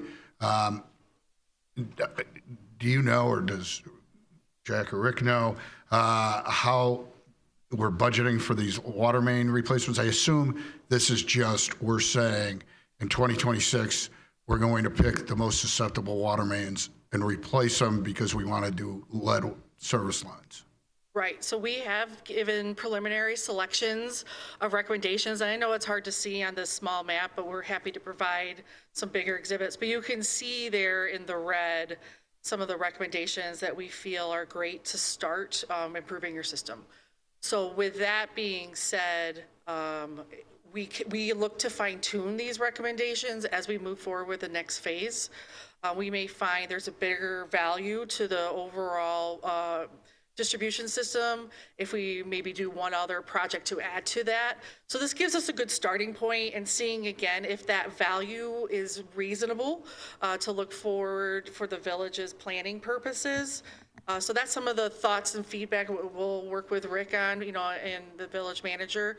And then we're going to add some of those details in. So this is just a very first draft, and I will say that these recommendations will evolve. Thank you. And then I'm trying to figure out if in our capital budgeting, if we have anything being budgeted for substantial water main replacements. Sure. The 2022 water and rate study included $15 million bond allocation and debt service. So that was kind of the baseline funding mechanism that was associated with that. I do think the intention with this plan is to set your foundation with your below-grade infrastructure, particularly water, and I got to fix where those locations and recommendations lie, and then determine, I think, kind of reevaluate if that's the right level and work with finance department and external funding agencies to find the right mix of funding to do this. So I'd say we've partially planned, and we need to kind of evaluate the broader picture as we have all those pieces. And then my last question is, when you were looking at putting together this map, did you evaluate what the roads above these water mains were? Yeah, we took the road information as well. So we don't want to be recommending something where there was a road replacement just recently completed. So we want to, again, make the best use of village funding by looking at what improvements are needed together. And then does these dollar amounts, that total $39.6 million, does that include the road costs? So it includes, and Ryan, correct me if I'm wrong, it includes enough to replace a lane of road. Is that correct? Yeah, come on up. Ryan crunched the numbers, so I'm going to let him answer. Thank you, Ryan. So depending on the ratings, so we use PACER ratings that were recorded in 2022 and 2021 that evaluate the conditions of the road at that time. And depending on the rating, if it was a lower rating, we evaluated it as we estimated total reconstruction of the road. and will obviously include any additional sewer replacement, any additional trenching in the road as well. But for any roads that had better conditions, like what we consider like 6 to 7 on a 1 to 10 scale, we're only assuming just trench patching, so about a 6-foot lane for that water main. But those roads that are in worse condition, we included the cost of the full lane resurfacing and road resurfacing. Thank you. Any other questions from trustees? Trustee Ossing. Thank you, President Kugler. So between tonight and the information you delivered to us a couple years ago, which was more of a financial plan, which included the increases for some of our services, so we've built that into what Rick was referencing. You know, it seems like now we really have a lot of information to go on, and we just have to make those decisions, and as soon as possible. Is it 2040 when all of this has to be done? Or what is the year that we have to be done by replacing the lead pipes? 42. 2042. Yeah, thank you. Teamwork. Yes. Okay, thanks. You gave a 40, you gave a 2.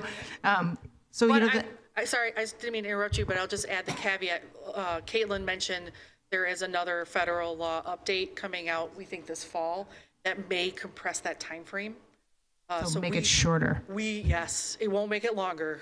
So that's something we're monitoring, and as our goal is to wrap this up for you this fall, we're going to keep our eye on that rule to see if that's going to impact the recommendations. So should we be waiting a little longer for what you're talking about wrapping up before we kind of make our projections, or should we be meeting, like, getting a special meeting or a meeting devoted to this topic so we can talk about how we fund this, when, what we pay for, what portion is the resident, what portion is us, and what can we actually afford to do, and where the money comes from? Like, this is such a huge project to consider. It's as big as flood solutions, if not bigger. It's really bigger. I'd concur. I think just to bring this back, so we didn't want to make this decision in isolation, right? And so we have all these other capital needs that we also have to plan for. So rather than land on a solution in this instance and then have to rethink that as we look at our other infrastructure needs, we want to have them a comprehensive picture so that we can entertain them all and then come up with the best financing plan then.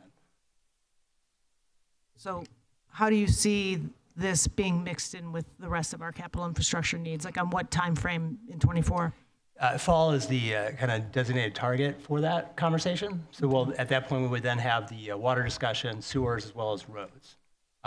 Those will be conceptual in nature, and as we work these plans, we get more specific information, kind of as you've witnessed with the water system. Mm-hmm. But is the $4 million zero interest loan per year, if we qualify, is that new since the 2019? Yes. Okay, so there's, like you said, there's so many moving pieces and change. Okay. Yes, good question. Any Trustee other Thompson. questions? So in your study, you talk about 13.3 miles of water main recommendations, and obviously 2030, there'll only be, 7 miles. The rest of the 61 miles, what kind of condition? I mean, obviously Brainerd Avenue is brand new, but of the 61 miles in total, if this is only addressing 13, 20%? So I'm really excited for the next phase of this project, so I'll be able to answer that for you. So what we are doing now, the team is working on now, is what's called a water model. So it's a computerized representation of your system. So we were able to use existing data, operational data, historical main break data, to get a really good understanding of probably the higher level critical needs. But the next phase of the model is going to help us look at those remaining pipes. Are we seeing any issues of them being able to move water from one side of town to the other? And I don't want to get too technical on some of the details in there, but some of the things that the model will show us will help indicate if we're starting to see some of that aging impacts as well. So when we're all finished with this, we're going to be able to kind of color code all of your distribution system in terms of where we're seeing the needs for the recommendations for moving forward. Yeah, because it just looks like the cost, if you're adding 4 million plus 4 million plus 4 million, and we're running out through 20, let's say they compressed it to 2036, and now we're 6 million. Yeah. And in 2036, suddenly we got another 20 miles of water needs to be replaced. We need to be looking at a really big long-term plan on how do we finance this, because this is a major We will be really happy. We're going to show, We're going to show you kind of some long-term needs when we come up for our next conversation, looking past this 5-year plan and really what that infrastructure needs look like out over the next 40, the next 50 years. It takes a long time to build an infrastructure system. This didn't happen overnight. There's no anticipation, and there will not be the plan that you're going to replace this overnight. This is a long-term plan.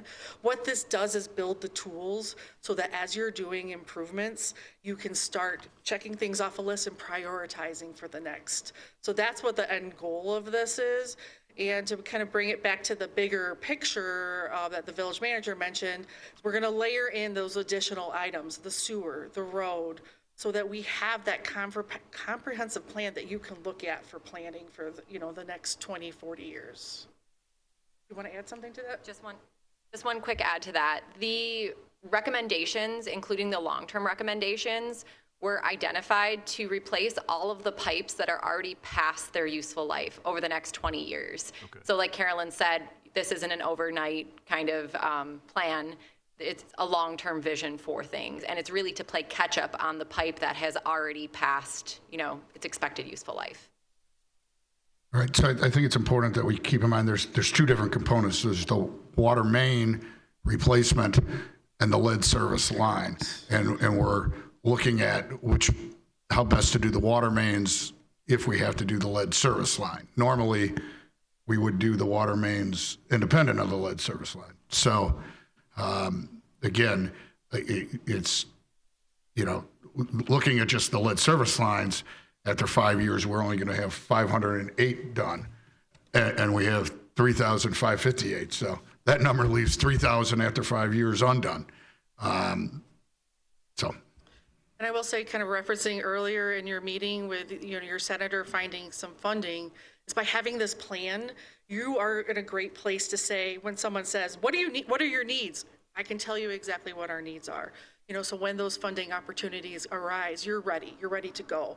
And that puts you in a better position than a lot of, communities that are dealing with problems as they come up. You're being forward thinking, you're getting ready to help improve your system and get it ready for the future. So then, in these cost estimates you've done, does it include any contribution from the homeowners like we have been doing? So this is without any contribution. This is just a dollar amount for construction. Okay.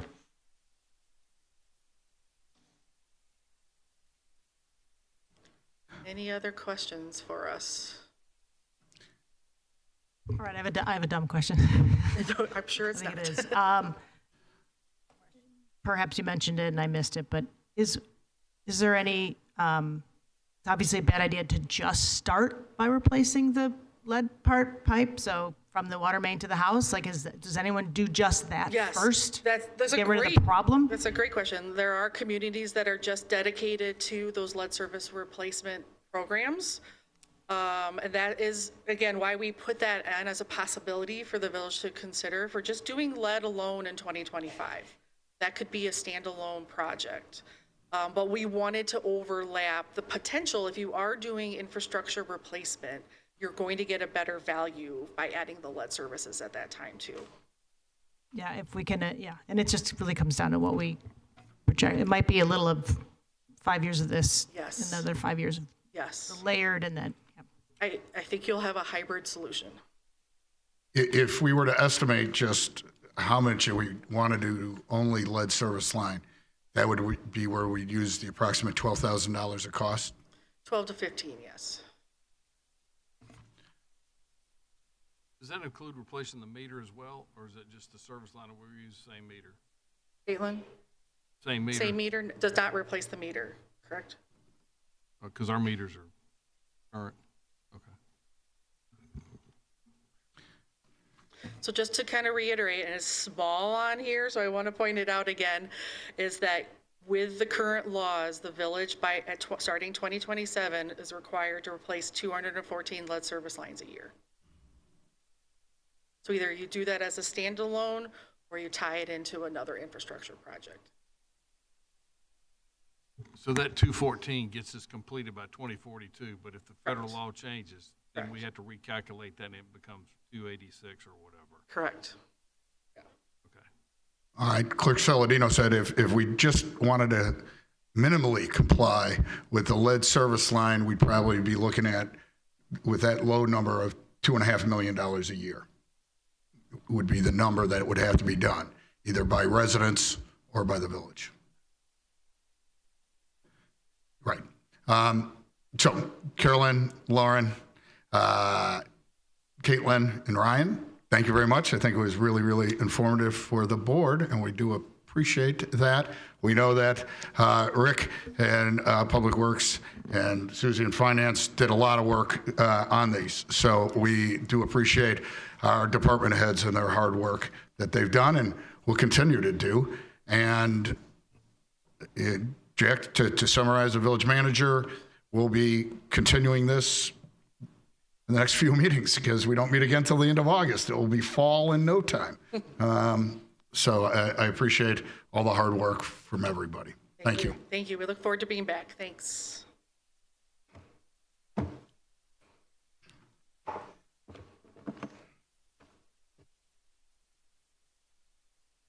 Moving on to public comments on matters not on tonight's agenda.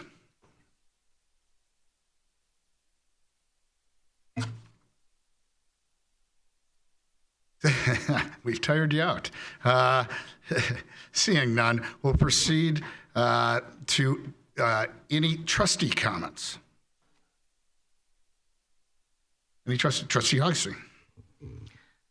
Just again, many of us have said it tonight, but thanks to all of our staff here. This is just between the our infrastructure and our flooding alone. I mean, it's massive what you guys are doing, and then you have the rest of your day-to-day. So I know everybody up here greatly respects that. I'm kind of in awe of it, but we appreciate what you do, and please stay with us while we get through these things and figure them all out, because we need your good work. But I just wanted to thank you. It goes recognized. We may ask a lot of questions. It doesn't mean we don't trust. We're just up here to do that. But really, it's every time I read an agenda at every meeting, it's a lot of work behind it that you all have put in, and it's really, really appreciated. Thanks. Thank you, Trustee Augustine. Seeing no other trustee comments, I would entertain a motion to adjourn. Motion to adjourn. Second. Up. I jumped ahead on something, and I didn't. Yeah, you did. Our lawyer's making sure that we've complied, but I'll give everybody another chance. He didn't hear. If anybody else wanted to comment, you could quickly. All right. I heard a motion made by Trustee Gale, and I believe seconded by Trustee Thompson, to adjourn at 9:41. All in favor, please say aye. Aye. Aye. And that passes unanimously. Thank you, everybody. We will be gone for 2 meetings. Thank you.